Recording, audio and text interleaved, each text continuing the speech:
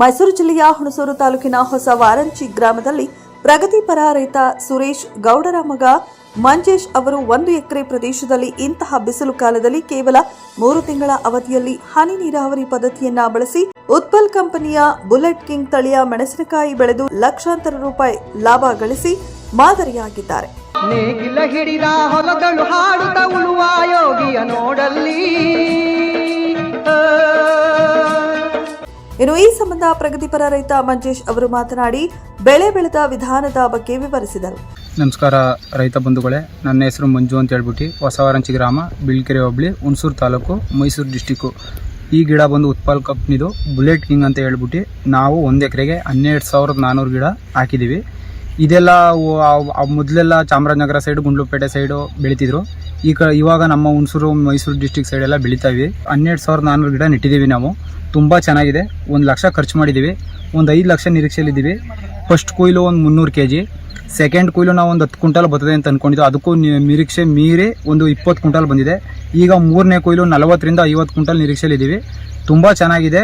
ಬೇಸಿಗೆಯಲ್ಲಿ ನಾಟಿ ಮಾಡಿದ್ರು ಬೇಸಿಗೆಯಲ್ಲಿ ಬೆಳೆದ ಥರ ಅನ್ನಿಸ್ತಾ ಇಲ್ಲ. ಇದು ಮಳೆಗಾಲದಲ್ಲಿ ಇನ್ನೂ ತುಂಬ ಚೆನ್ನಾಗಿ ಬರ್ತದೆ, ಒಂದು ನಿರೀಕ್ಷೆ ಇದೆ. ಆದಷ್ಟು ರೈತರುಗಳು ಈ ಗಿಡ ನೆಟ್ಟರೆ ಒಳ್ಳೆ ಇಳುವರಿ ತೆಗಿಬೋದು. ಇನ್ನು ಉತ್ಪಲ ಕಂಪನಿ ವತಿಯಿಂದ ಆಗಮಿಸಿದ್ದ ಪ್ರಾದೇಶಿಕ ವ್ಯವಸ್ಥಾಪಕ ಸತೀಶ್ ವಾಡೆ ಅವರು ಕಂಪನಿಯ ಪರವಾಗಿ ಪ್ರಗತಿಪರ ರೈತ ಮಂಜೇಶ್ ಅವರಿಗೆ ಗೌರವಿಸಿ ಸನ್ಮಾನಿಸಿ ಉತ್ಪಲ ಕಂಪನಿಯ ಬಗ್ಗೆ ಮಾಹಿತಿ ನೀಡಿದರು. ನಮಸ್ಕಾರ ರೈತ ಬಂಧುಗಳೇ, ನಾನು ಉತ್ಪಲ್ ಅಗ್ರಿಟೆಕ್ ಕಂಪನಿಯ ರೀಜನಲ್ ಮ್ಯಾನೇಜರ್ ಸತೀಶ್ ವಾಡೆ ಅಂತ. ಇವತ್ತು ನಾವು ಹೊಸ ವಾರಂಚಿ ಅಂತ ಗ್ರಾಮ, ಬಿಳಿಕೆರೆ ಹೋಬಳಿ, ಹುಣಸೂರು ತಾಲೂಕು, ಮೈಸೂರು ಜಿಲ್ಲೆ, ಇಲ್ಲಿ ಪ್ರಗತಿಪರ ರೈತರಾದ ಮಂಜೂವರ್ ಜಮೀನಲ್ಲಿ ನಮ್ಮ ಕಂಪನಿಯ ಬುಲೆಟ್ ಮೆಣಸಿನಕಾಯಿ ಬುಲೆಟ್ ಕಿಂಗ್ ಅಂದ್ಬಿಟ್ಟು, ಇದು ಆ್ಯಕ್ಚುಲಿ ಬಂದು ಚಾಮರಾಜನಗರ, ಗುಂಡ್ಲುಪೇಟೆ ಕಡೆ ಬೆಳೀತಾ ಇದ್ದರು.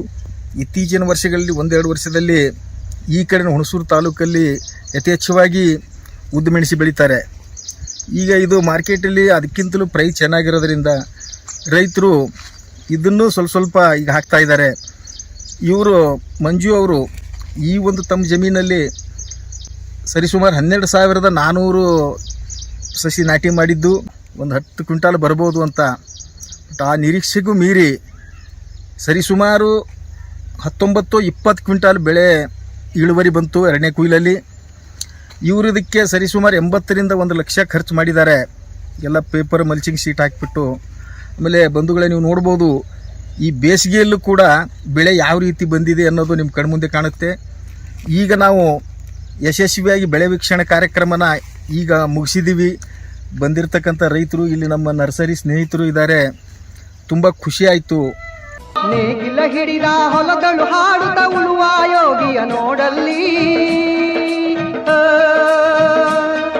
ಈ ಸಂದರ್ಭದಲ್ಲಿ ಮಾರುಕಟ್ಟೆ ವ್ಯವಸ್ಥಾಪಕ ಕೆರೆ ಮೇಗಳ ಕೊಪ್ಪಲು ಹರೀಶ್, ನರ್ಸರಿ ಮಾಲೀಕರಾದ ಕೆಂಪೇಗೌಡ, ಶ್ರೀನಿವಾಸ್, ಯಶೋಧರ, ಅಂಗಡಿ ಮಧು, ಮಹೇಶ್, ಮಣಿ, ಬೈಯರ್ ಕಂಪನಿ ರಾಜೇಶ್, ರೈತರಾದ ಮಂಜೇಶ್, ಸುರೇಶ್ ಗೌಡ, ಯೋಗೇಶ್ ಗೌಡ, ವಸಂತ ಅಂಗಡಿ, ಅಮೃತ, ರಿತಿಕಾ, ಪ್ರದೀಪ್, ಅರವಿಂದ, ಸೂಜಿ ಅಂಗಡಿ ಹಾಗೂ ರೈತರು ಹಾಜರಿದ್ದರು.